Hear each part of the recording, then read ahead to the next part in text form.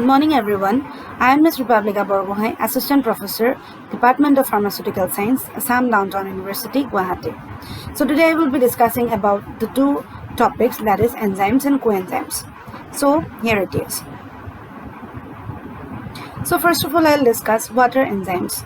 So enzymes are protein catalysts that increase the rate of chemical reactions without themselves being changed in the overall process. So what are enzymes? Enzymes are protein catalysts that increase the rate of chemical reactions without themselves being changed in the overall process. The examples of enzymes are oxidase, aldolase, kinase, etc. Now comes the properties of enzymes. Enzymes, they are made up of proteins and they have molecular weights ranging from 10,000 to 2 lakhs. Enzymes are heat liable. It is not dialyzable. Enzymes remain unchanged after reaction. Enzymes are specific.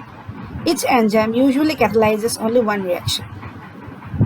Many enzymes need cofactors in order to function. So these are the properties of enzymes.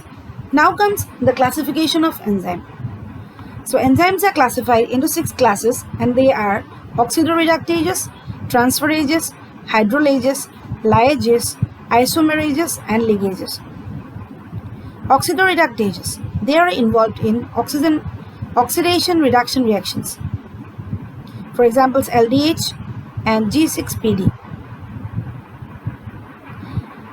Transferases transfer functional groups from one substrate to another. For examples, AST and ALT. Then hydrolases, they catalyze the hydrolysis of various bonds. For example, acid phosphatase and lipase. The liases catalyze removal of groups from substrates without hydrolysis and gives a product which has a double bond. So examples are aldolase and decarboxylase.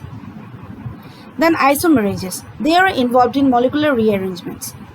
For example, glucose phosphate isomerase. Then ligases, catabolism reactions with cleavage of adenosine triphosphate. For example, GSH. Now comes the mechanism of action of enzyme. In step 1, the enzyme molecule first combine with the substrate to form transient enzyme, substrate complex EX. That means enzyme E plus substrate S, they together form ES, that is the complex. And in step 2, then conversion of the substrate to product P occur. That is ES, that is the complex, it converts to EP, that is the enzyme product complex. Then in the step 3, lastly the product P released from the enzyme E. That means the final product, the enzyme product complex which forms, from there the product P, it gets released and again the enzyme and the product gets separated. So following the lock and key model, it is in case of enzyme the active site remains blank and there the substrate fits, and after the substrate fits to the enzyme's active site, the enzyme substrate complex is being formed. Then in case of induced fit model, here also the enzyme's active site is not removed, actually it is blank, and there the substrate gets attached and there also the enzyme substrate complex forms. So enzyme substrate interactions, formation of enzyme substrate complex by lock and key model and Coastland's induced fit model. So lock and key model was induced by, or we can say that it was introduced by Fischer, and induced fit model was introduced by Coastland. Now the enzyme activation. Enzyme is activated by an activator which is called enzyme activator. Enzyme activators are molecules that bind to enzymes and increase their activity. For example, an example of an enzyme activator working in this way is fructose 2,6-biphosphate, which activates phosphofructokinase 1 and increases the rate of glycolysis in response to the hormone insulin. Now, what is enzyme inhibition? Substances or compounds that decrease the rate of an enzyme catalyzed reaction are known as inhibitors, and the phenomenon is described as enzyme inhibition. So, what is enzyme inhibition? Substances or compounds that decrease the rate of an enzyme catalyzed reaction are known as inhibitors, and the phenomenon is described as enzyme inhibition. So, enzyme inhibition can be classified into two types. They are, first one, the competitive inhibition, and the second one is non-competitive inhibition. Now, what are coenzymes? So, coenzymes are organic non-protein molecules that bind with the protein molecule, that is apoenzyme, to form the active enzyme, that is holoenzyme. So, coenzymes are the organic non-protein molecules that bind with the protein molecule, that is the apoenzyme, to form the active enzyme, that is holoenzyme. Coenzymes are small molecules and they cannot catalyze a reaction by themselves, but they can help enzymes to do so. So, coenzymes, they cannot catalyze a reaction by themselves, but they help the enzymes to do so. So, for example, the coenzymes are thiamine pyrophosphate, then FAD, then pantothenic acid, etc. What are the salient features of coenzyme? They are heat stable, they are low molecular weight substances, the coenzymes combine loosely with the enzyme molecules, and so the coenzyme can be separated easily by dialysis. When the reaction is completed, the coenzyme is released from the apoenzyme and go to some other reaction site. Now the thiamine pyrophosphate. Thiamine pyrophosphate TPP or thiamine diphosphate THDP is a thiamine derivative, and it is also known as vitamin B1.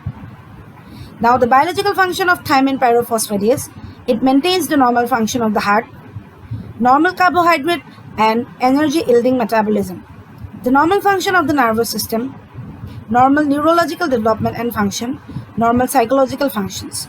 So these are the biological functions of thiamine pyrophosphate. Now the flavin coenzymes. Flavin is the common name for a group of organic compounds based on pteridine. The biochemical source is the riboflavin. It is commonly known as vitamin B2. The flavin oftenly attached with an adenosine diphosphate to form flavin adenine dinucleotide, that is FAD. And in other circumstances, it is found as flavin mononucleotide, that is FMN.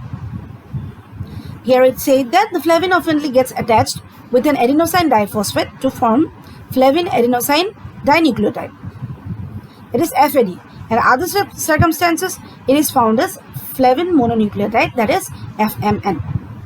Now the biological functions and importance. Biological functions of flavin coenzymes are: they are normal energy yielding metabolism, they have normal metabolism of iron in the body, the maintenance of normal skin and mucous membranes, the maintenance of normal red blood cells, normal vision, and the normal function of the nervous system. Now comes TH4, that is the tetrahydrofolic acid. It is a folic derivative. Tetrahydrofolic acid or tetrahydrofolate, it is a folic acid derivative. So the functions are: it is a cofactor in many reactions. In the metabolism of amino acids and nucleic acids, a shortage in THF can cause megaloblastic anemia. So, if there is the absence of tetrahydrofolic acid in the metabolism of amino acids and nucleic acids, then the megaloblastic anemia may cause. It is also involved in the conversion of forminoglutamic acid to glutamic acid. It also reduces the amount of histidine available for decarboxylation and protein synthesis. It can decrease the urinary histamine and forminoglutamic acid. So in my next video, I will be discussing about the pantothenic acid, its biological role, and the other enzymes which are available, which plays an important role in our biological functions. Thank you.